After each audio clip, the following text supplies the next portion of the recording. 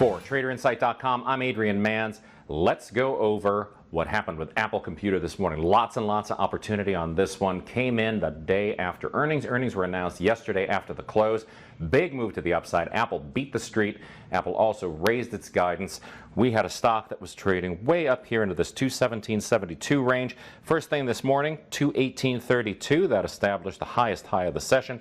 Later in the pre-market, 217.40 was where we settled in, and 216.39 was the low of the range.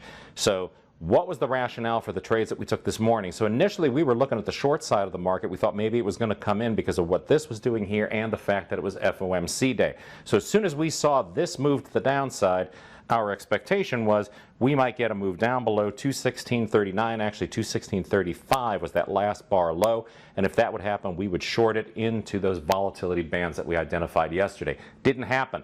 We had a bounce right there. When it came up and it got through 217.40, that was our cue to go long, and once we were long, 218.32, the first target. So almost 90 cents per share on your very first trade in Apple, just getting up and out of the range and into the top of that first morning range. Then we had nothing going on when we came up here and hit this 219.31 line. Next bar came back in, tracked back up and through. The violation of 31 was your cue to take another long position. 220.05 this time, the target on that one. Came back down in, right? We had these dips. Had the opportunity to go long at 220.57 up to 220.86, but then really this move right here represented what? That was a 2 standard deviation opening gap move to the upside.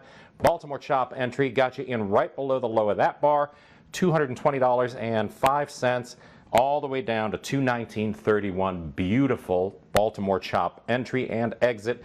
Got you right where you were expecting to go.